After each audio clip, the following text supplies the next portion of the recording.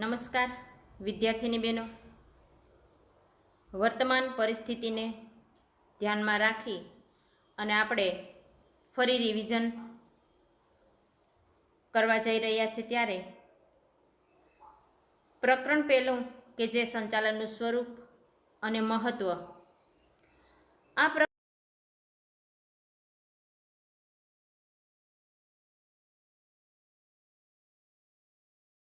પ્રકરણમાંથી મોટો પ્રશ્ન ક્યારેય પૂછાયેલો નથી, પરંતુ આ વખતેની પરિસ્થિતિનો ખ્યાલ રાખી અને બ્લુ પ્રિન્ટ પ્રમાણે પણ અને પેપર સ્ટાઇલ પ્રમાણે પણ આ પ્રશ્ન એટલે કે આમાંથી મોટો પ્રશ્ન આવવાનો છે પ્રકરણ પહેલામાંથી.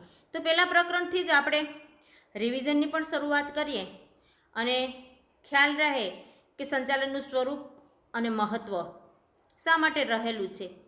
તો અહીંયા આપણે સંચાલનનો અર્થ છે, સ્વરૂપ છે, મહત્ત્વ છે, એ ઉપરાંત સંચાલન એક વિજ્ઞાન છે, કળા છે, એ મુદ્દાઓ રહેલા છે. એ ઉપરાંત સંચાલનની જે પણ વિવિધ સપાટીઓ છે આની આગળ આપણે ચર્ચા પણ થયેલી છે, એના પ્રશ્નોની તૈયારી પણ કરેલી છે અને એ સમય ઉપરાંત તમે પરીક્ષામાં પણ આ સપાટીના કાર્યો પૂછાયેલા એ પણ સરસ રીતે જવાબો આપેલા છે કે જે ટૂંકા સમયમાં તમે રિઝલ્ટ સારું લઈ આવી અને વ્યવસ્થિત રીતે તૈયારી પણ કરેલી છે.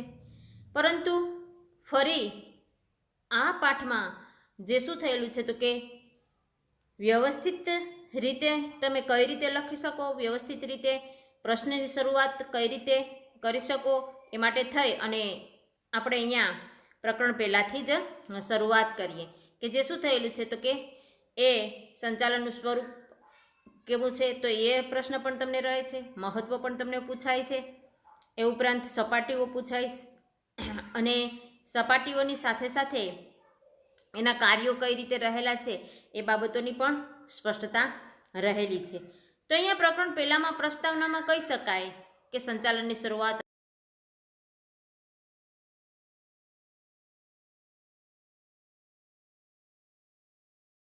કરતાં વધુ માણસોની જરૂર પડતી હતી. તો કહી શકીએ આપણે કે સંચાલન છે એ પ્રાચીન સમયથી એ ચાલી આવતી એક વ્યવસ્થા છે કે કોઈ પણ વ્યક્તિને જો સંચાલન કરવું હોય ને તો અનેક વ્યક્તિઓનો સાથ સહકારની જરૂરિયાત રહે છે. પહેલાંના સમયની વાત કરીએ તો ત્યારે પણ સંચાલનમાં જે માનવી છે, પાષાણ યુગનો માનવી પણ શિકાર કરતો હતો, ખોરાક મેળવવા માટે શિકાર કરતો હતો, ત્યારે પણ અનેક માણસોની જરૂર પડતી હતી. તો આજનો સમય તો આધુનિક સમય છે અને એ સમયમાં કેવી રીતે કાર્ય કરવું અથવા તો એની દેખરેખ કેવી રીતે રાખવી, આયોજન કઈ રીતે કરવું, માર્ગદર્શન કઈ રીતે આપવું, આવી દરેક બાબતો માટે થઈ અને સંચાલન એક અતિ આવશ્યક બાબત બની રહે છે, અતિ મહત્ત્વની બની રહે છે.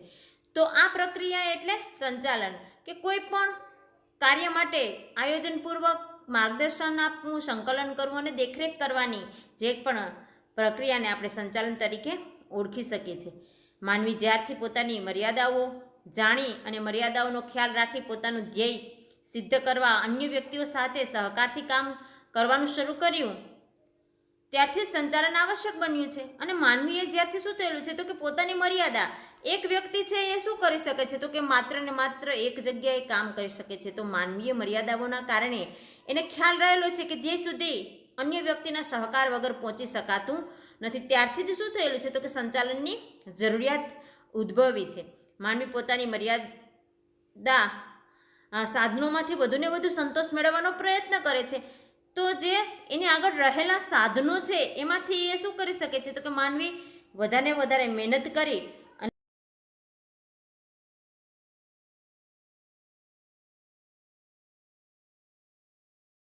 વ્યક્તિઓ ભેગા થાય અને કાર્ય વ્યવસ્થિત કરવું હોય તો તેનું આયોજન કરવાનું રહે છે. અને અન્ય વ્યક્તિઓ સાથે સહકારથી કાર્ય કરે અથવા તો અન્ય વ્યક્તિઓ ભેગા થાય અને વ્યવસ્થિત કાર્ય કરે તો એને આપણે એના માટે થઈને આયોજન કરવાની જરૂરિયાત રહે છે. આ આયોજન અને ફરજોની વહેંચણી કરવી પડે છે.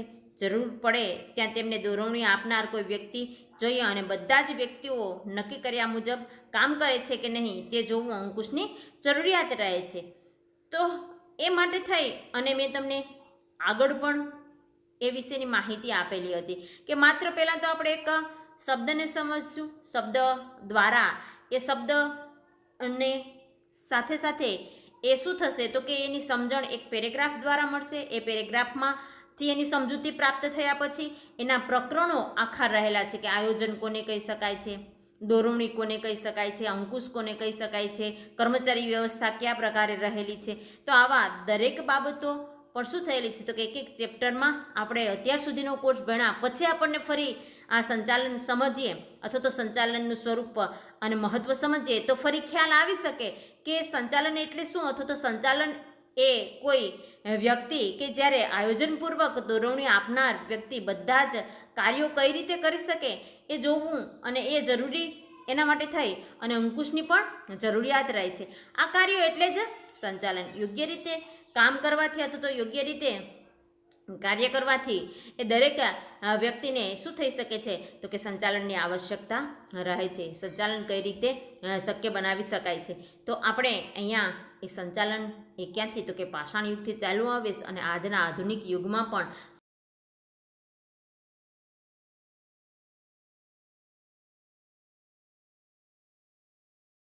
માલિકો જાતે જ ધંધાનું કામકાજ કરતા હતા. આગળ આપણે 11માં વ્યક્તિક માલિકી છે, ભાગીદારી પેઢી છે, એમાં બધા એ શું થતું હતું તો કે એ પોતપોતાની કામગીરી પોતે જાતે કરતા હતા. જેમ જેમ ધંધાકીય પ્રવૃત્તિનું કદ વધવા માંડ્યું તેમ તેમ સ્વરૂપોમાં ફેરફાર થતો ગયો અને અંતે કંપની સ્વરૂપનો વિકાસ થયો. અને જેમ જેમ પરિવર્તન આવતું ગયું, જેમ જેમ ધંધાકીય કદ વધવા માંડ્યું કે વધારે ને વધારે જે શું થયેલું છે તો કે વિસ્તરતું ગયું અને એની સાથે સાથે અહીંયા આપણે કહી શકીએ કે કંપની સ્વરૂપ શું થઈ શકે છે તો કે અસ્તિત્વમાં આવેલું છે. કંપની સ્વરૂપ પણ વિકસ્યું છે. કંપની સ્વરૂપમાં મોટા પ્રમાણમાં મૂડી સરળતાથી મેળવી શકાય છે. નિષ્ણાંતોનો લાભ તેમજ મોટા કદના વિવિધ લાભ પણ મેળવી શકાય છે. કંપની સ્વરૂપમાં તો શું કહી શકીએ છીએ તો કે નિષ્ણાંતો એટલે કે વિશિષ્ટ જ્ઞાન ધરાવતા વ્યક્તિઓનો લાભ મેળવી શકાય છે. મોટા કદના અનેક પ્રશ્નો પણ ઉદ્ભવતા હોય છે. ફરી એ નિષ્ણાંતો હોય પરંતુ એ કંપનીમાં કામ કરવાની સાથે સાથે અન્ય પ્રશ્નો પણ શું થતા હોય છે તો કે ઉદ્ભવતા હોય છે. આ પ્રશ્નોમાં મૂડીને લગતા, ઉત્પાદનને લગતા, વેચાણને, કર્મચારીઓને લગતા પ્રશ્નોનો સમાવેશ પણ થઈ શકે છે. તો કહી શકીએ આપણે કે મૂડીને લગતા હોય, ઉત્પાદનને લગતા હોય, આવા સંજોગોમાં ધંધાકીય એકમોમાં વિવિધ પ્રકારના નિર્ણયો લેનાર અને તેને અસરકારક અમલ કરનાર તાલીમ પામેલ અનુભવી અને નિષ્ણાંત વર્ગની જરૂર પડે છે. આ વર્ગ દ્વારા કરવામાં આવતી કામગીરીને સંચાલન કહી શકાય છે. તો આ માટે થઈ અને કહી શકીએ આપણે કે એના માટે નિષ્ણાંતોની જરૂરિયાત રહે છે કે વિવિધ વર્ગમાં કામ કરતા વ્યક્તિઓ અસરકારક રીતે અને તાલીમ પામેલા અનુભવી વર્ગની જરૂરિયાત રહે છે. આ અનુભવી વર્ગ એટલે કોઈ એવું કહી શકીએ કે એ શું કહી શકાય છે તો કે એ સંચાલન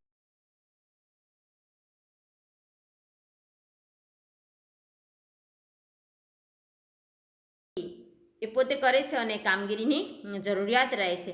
તો કહી શકીએ આપણે કે સંચાલનનો અર્થ આપણે અહીંયા ઓળખવાનો રહ્યો. સંચાલન એટલે કે કેવી રીતે ઓળખવું. માનવી એક સામાજિક પ્રાણી છે. તે સમૂહમાં જીવન ગુજારે છે. અર્થની દ્રષ્ટિએ જોઈએ તો સંચાલનમાં કોણ રહેલું છે તો કે માનવી રહેલું છે. અને માનવી એ કેવી બાબત સ્પષ્ટ કરેલી છે તો કે માનવી છે એ સામાજિક પ્રાણી છે. તે સમૂહમાં જીવન ગુજારે છે. ધ્યેય સિદ્ધિ કરવા માટે અન્યનો સહકાર પ્રાપ્ત કરે છે. ધ્યેય મેળવવા માટે થઈ અને અન્ય વ્યક્તિઓની એ સાથે રહે છે. અન્ય વ્યક્તિઓનો સાથ સહકાર પ્રાપ્ત કરે છે. સંચાલનનો ખ્યાલ સમજવા માટે તેનો અર્થ સમજવો પણ જરૂરી રહે છે. સંચાલનનો ખ્યાલને સમજવા માટે થાય અને એના અર્થને શું કરવો પડે છે તો કે એને ઓળખવો પડે. જુદા જુદા લેખકોએ જુદા જુદા દ્રષ્ટિકોણથી સંચાલનનો અર્થ સમજવાનો પ્રયત્ન પણ કરેલો છે. તો માનવી એક સામાજિક પ્રાણી છે. સામાન્ય અર્થમાં લઈએ તો એ અન્ય વ્યક્તિઓ સાથે સાથ સહકારથી કાર્ય કરે છે અને ધ્યેય સુધી પહોંચવા માટે અન્ય વ્યક્તિની એને જરૂરિયાત પણ રહે છે. પરંતુ અહીંયા અન્ય લેખકો એટલે કે સંચાલન શાસ્ત્રીઓએ એના માટે થઈ અને અલગ અલગ વ્યાખ્યાઓને પણ શું કરવામાં આવેલી છે, તો કે વ્યાખ્યાંકિત કરવામાં આવેલી છે, વ્યાખ્યાઓ આપવામાં આવેલી છે. એ જે વ્યાખ્યાઓ અહીંયા રહેલી છે તો કહી શકીએ આપણે કે એક નિષ્ણાંતના મતે સંચાલન એટલે અન્ય વ્યક્તિઓ પાસેથી કામ લેવાની કળા. સંચાલન એને કહી શકાય કે અન્ય વ્યક્તિઓ પાસેથી શું કહી શકીએ છીએ, તો કે આપણે કામ લઈ શકીએ છીએ. અન્ય વ્યક્તિઓ પાસેથી કામ લેવાની કળાને સંચાલન તરીકે ઓળખવામાં આવે છે. તો બીજા આગળથી કામ લેવું ને એ શું કહી શકાય છે, જો જાતે કામ કરવું હોય તો આપણે શું કરી શકીએ છીએ, તો કે સરળતાથી કામ શક્ય બનાવી શકીએ છીએ. કે ભાઈ બીજાને ચીંધવા કરતાં અથવા તો બીજા પાસેથી કામ લેવા કરતાં તો આપણી જાતે કામ કરી લેવું એ સરળ રહે છે. પરંતુ એ કળા હોવી જોઈએ કે અમુક વ્યક્તિઓમાં એ રહેલી હોય કે એ સરળતાથી બીજા આગળથી એ કામ લઈ શકે છે અથવા તો બીજા આગળથી એ કામમાં કોઈની મદદ લઈ શકે છે. તો એ માટે થઈ અને એ કળા કહી શકાય છે. લિંગ્વિસ્ટનના જણાવ્યા મુજબ ઓછામાં ઓછા સમયે અને ખર્ચે ઉપલબ્ધ સાધનો સગવડોનો શ્રેષ્ઠ ઉપયોગ કરી એકમના નિર્ધારિત ધ્યેયને સિદ્ધ કરવાના કાર્યને સંચાલન કહી શકાય છે. લિવિંગસ્ટન કે જે શું થયેલા છે, તો કે સંચાલન શાસ્ત્રી છે, એણે કીધેલું છે કે ઓછામાં ઓછા સમયે, સમય પણ ઓછો, ખર્ચ પણ ઓછો અને જે પણ સાધનો છે એનો શ્રેષ્ઠતમ ઉપયોગ કરી અને એકમના નિર્ધારિત ધ્યેયને સિદ્ધ કરવાના કાર્યને ક્યાં નામે ઓળખવાય છે, તો કે સંચાલન તરીકે ઓળખવામાં આવે છે. કે જે શું થયેલા છે, તો કે ઓછો ખર્ચ લાગે, જે સાધનો સગવડો છે એનો આપણે ઉપયોગ કરી શકીએ, સરળતાથી ઉપયોગ કરી શકીએ, એનો શ્રેષ્ઠતમ ઉપયોગ કરવાના ધ્યેયને આપણે શું કરી શકીએ છીએ, તો કે સંચાલન કહી શકીએ છીએ. એ ઉપરાંત ડૉક્ટર જ્યોર્જ આર ટેરીના જણાવ્યા મુજબ સંચાલન એ એક એવી પ્રવૃત્તિ છે જે માણસો, યંત્રો, સાધનો, પદ્ધતિઓ, નાણું અને બજારનું આયોજન કરી તેના ઉપર અંકુશ રાખવાનું કાર્ય કરે છે.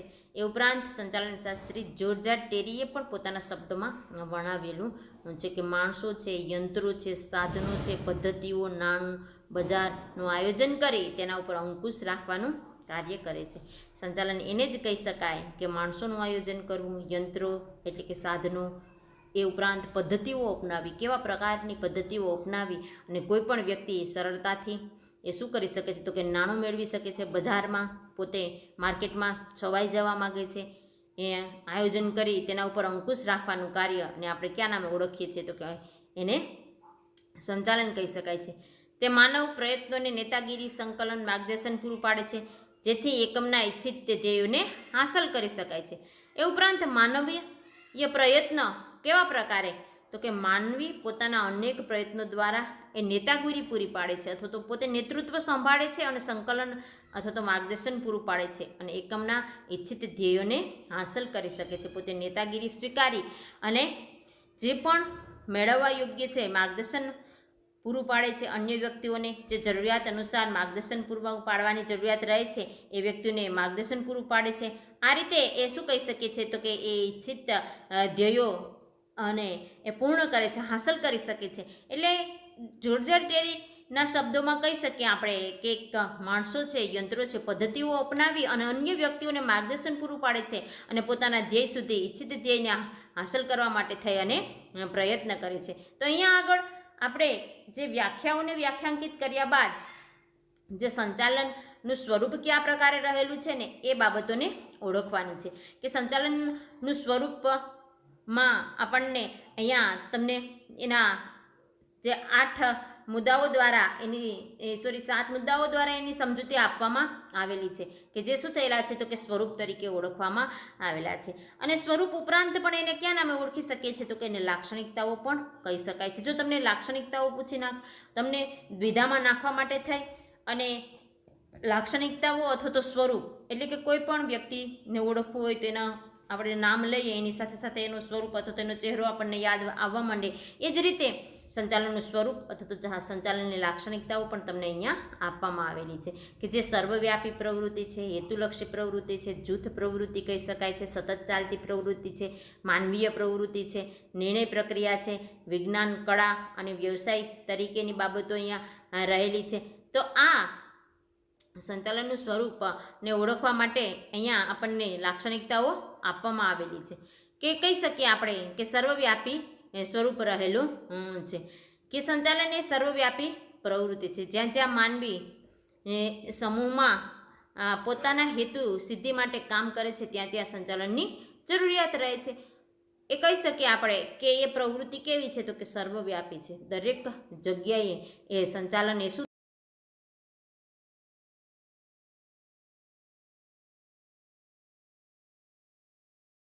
છે, તો કે સંચાલનની જરૂરિયાત રહે છે. સંચાલન એ માત્ર ઔદ્યોગિક ક્ષેત્રમાં જ થતી પ્રવૃત્તિ નથી, પરંતુ સામાજિક હોય, ધાર્મિક હોય, કૃષિ હોય, લશ્કરી હોય, શૈક્ષણિક હોય વગેરે ક્ષેત્રોમાં સંચાલનની પ્રવૃત્તિ જોવા મળે છે.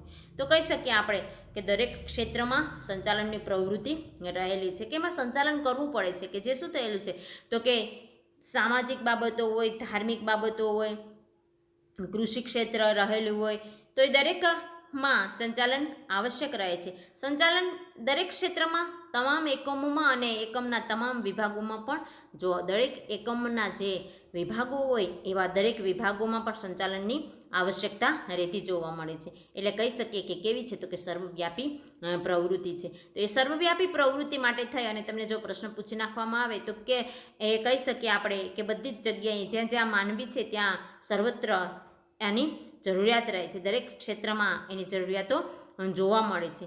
હેતુલક્ષી પ્રવૃત્તિ સંચાલન એક સાધન છે, સાધ્ય નથી. દરેક એકમની સ્થાપના અમુક ચોક્કસ હેતુઓ સિદ્ધ કરવા માટે કરવામાં આવે છે. આ હેતુઓ કાર્યક્ષમ રીતે અને કરકસરપૂર્વક સિદ્ધ કરવા માટે સંચાલન જરૂરી છે. હેતુલક્ષી કે ઉદ્દેશ્ય રહેલો છે, ધ્યેય સાધન છે, સાધ્ય નથી. એનો ઉપયોગ થઈ શકે છે પરંતુ પૂર્ણ નથી થઈ જતું, એટલે સાધ્ય નથી, એટલે કે ધ્યેય સુધી પહોંચી નથી શકાતું, પરંતુ એના માટે થઈ અને પ્રવૃત્તિઓ કરવાની રહે છે. એ પ્રવૃત્તિઓના એ હેતુ રહેલા છે. એ હેતુઓ સિદ્ધ કરવા માટે કાર્યક્ષમ રીતે અને કરકસરપૂર્વક સિદ્ધ કરવાના રહે છે. એટલે કે કાર્યક્ષમ રીતે અને સરળ રીતે એ પૂર્ણ કરવાના રહે. એટલા માટે થઈ અને કહી શકીએ કે કેવી પ્રવૃત્તિ કહી શકાય છે, તો કે હેતુલક્ષી પ્રવૃત્તિ કહી શકાય. સંચાલનનું સ્વરૂપ ને જોવા માટે થઈ અને એ સર્વવ્યાપી પ્રવૃત્તિ છે, હેતુલક્ષી પ્રવૃત્તિ છે. ત્રીજી બાબત જોઈએ તો જૂથ પ્રવૃત્તિ. સંચાલન બે કે તેથી વધુ વ્યક્તિઓ ના જૂથની પ્રવૃત્તિ છે, જ્યાં બે કે તેથી વધુ વ્યક્તિઓ અગાઉથી નક્કી કરેલા ધ્યેયને સિદ્ધ કરવા માટે પ્રવૃત્તિ કરતા હોય ત્યાં સંચાલન જરૂરી રહે છે. તો એ જૂથ પ્રવૃત્તિ કે જે શું થઈ શકે છે, તો કે બે કે બેથી વધુ વ્યક્તિઓ એમાં જોડાય છે અને ધ્યેયને પહોંચવા માટે થઈ અને એ પ્રવૃત્તિ કરે છે. એટલા માટે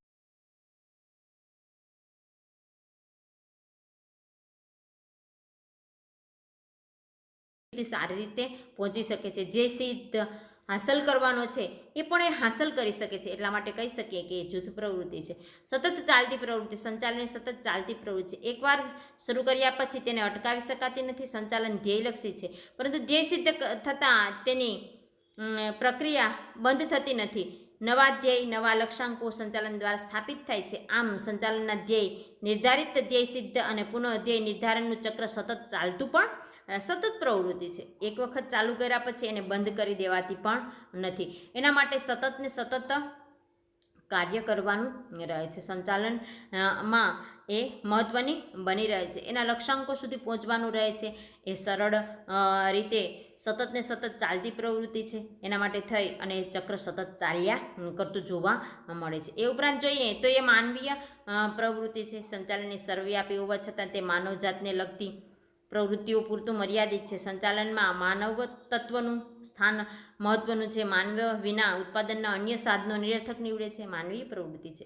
દરેક એકમને ચલાવવા માટે થઈ અને એકમમાં દરેક વ્યક્તિઓ એ મહત્ત્વના બની રહે છે. કોણ કયું કામ કરશે, કેવી રીતે કરશે, એ બાબતો આપણે આગળ આયોજનમાં જોશું, પરંતુ એના માટે થઈ અને માનવીય અગત્યની બાબત છે કે એનો જે શું થયેલી છે, તો કે એ માનવીય શક્તિ પ્રમાણે અથવા તો એ વ્યક્તિ એ અગત્યની બની રહેલ છે. માનવો દ્વારા જ કે માનવી કેન્દ્ર સ્થાને છે. માણસ માટે માણસ દ્વારા થતી માનવીય પ્રવૃત્તિ કહી શકાય છે. માણસ દ્વારા જે શું થઈ શકે છે, તો કે માનવીય પ્રવૃત્તિ કહી શકાય છે. સરળતાથી એ થઈ શકે છે. એ ઉપરાંત કહી શકીએ આપણે કે નિર્ણય પ્રક્રિયા છે. નિર્ણય પ્રક્રિયા એ સંચાલનનું કાર્ય છે. સંચાલન કરતા સંચાલકે સતત નિર્ણયો લેવા પડે છે. નિર્ણય લીધા વગર કોઈ પણ કાર્ય થઈ શકે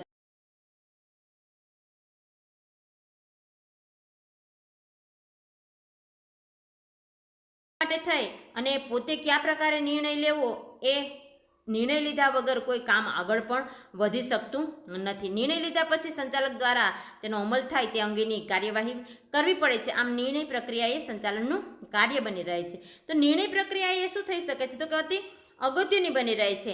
સંચાલકે પોતે કેવી રીતે કાર્ય કરવું એ અગત્યનું બની રહે છે. મહત્વની બાબતો એ સ્વીકારવામાં આવે છે કે એ નિર્ણય કઈ રીતે, કયા સમયે કયા પ્રકારનો નિર્ણય લેવો. તો આ આપણે જોઈએ તો આ લાક્ષણિકતાઓ કે જે શું થયેલું છે તો કે સ્વરૂપ દ્વારા આપણને ઓળખાવવામાં આવેલી છે. એ ઉપરાંત કહી શકાય કે સંચાલન છે એ વિજ્ઞાન છે, કળા છે અને વ્યવસાય છે. વિજ્ઞાનની જેમ સંચાલનમાં પણ ચોક્કસ નિયમો, સિદ્ધાંતો છે. તેથી કેટલાક લેખકો સંચાલકોને વિજ્ઞાન તરીકે ઓળખાવે. સંચાલનમાં માનવ પરિબળ અગત્યનું હોવાથી તેમની પાસેથી કામ લેવા માટે એની અંગત આવડત, બુદ્ધિ, ચાતુર્ય, આંતરસૂઝ વગેરેની જરૂરિયાત પણ વિજ્ઞાન કળા છે. કારણ કે એ શું થયેલું તો કે નિયમો અને સિદ્ધાંતો ઉપર આધાર રાખે છે સંચાલન છે. એ ઉપરાંત કળા એ કહી શકાય કે અમુક વ્યક્તિમાં અમુક પ્રકારની જ આવડત હોય છે, બુદ્ધિ હોય છે, ચાતુર્ય હોય છે, આંતરસૂઝ હોય છે. આ એક કળા છે. એ ઉપરાંત કહી શકીએ કે એ વ્યવસાય છે કે જે શું થઈ શકે છે તો કે આધુનિક ધંધાકીય એકમનું સંચાલન તાલીમ પામેલ નિષ્ણાંત સંચાલક વર્ગને સોંપાઈ રહ્યું છે. અને આધુનિક સમયમાં વકીલ છે, ડૉક્ટર છે, ચાર્ટર એકાઉન્ટર છે, જેમ સંચાલકો પણ વ્યવસાયી સ્વરૂપ ધારણ કર્યું છે. આ બાબતને સ્પષ્ટ થાય છે કે સંચાલન એક વ્યવસાય કહી શકાય છે. આધુનિક સમયમાં ડૉક્ટર હોય, ચાર્ટર એકાઉન્ટર હોય કે કોઈ પણ વ્યક્તિ હોય તો એ વ્યવસાય તરીકે પણ ઓળખવામાં આવે છે સંચાલન. અને એ પોતાના જે પણ ક્ષેત્રમાં એ નિષ્ણાંત તરીકેની ભૂમિકા ભજવતા જોવા મળે છે. તો અહીંયા આગળ આપણે કે જે શું થઈ શકે છે તો કે સંચાલનના સ્વરૂપને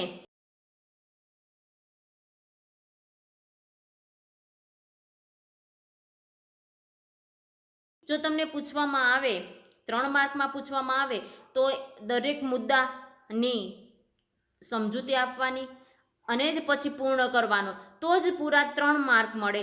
લાક્ષણિકતાઓ તરીકે પણ જો પૂછવામાં આવે તો પણ તમને આ પૂર્ણ સાથે 7 લાક્ષણિકતાઓ વર્ણવવાની, જેથી કરી અને તમે આ પ્રશ્નને શું કરી શકો છો તો કે વ્યવસ્થિત એને ન્યાય આપી શકો અને તમને માર્કમાં પણ વધારો થઈ શકે છે. તો અહીંયા સુધી આપણે જે શું થયેલ છે તો કે સ્વરૂપ કે લાક્ષણિકતા બંને એક જ છે અને એને એ રીતે લખવાની જેથી કરી અને આપણા સમયનો પણ બચાવ થાય અને 3 માર્કમાં તમને પૂછી નાખવામાં આવે તો વ્યવસ્થિત લખાણ પણ રહે. તો અહીંયા સુધી આપણે રાખીએ અને જે શું થયેલું છે તો કે આગળનો પોઈન્ટ છે એ હવે પછી આગળના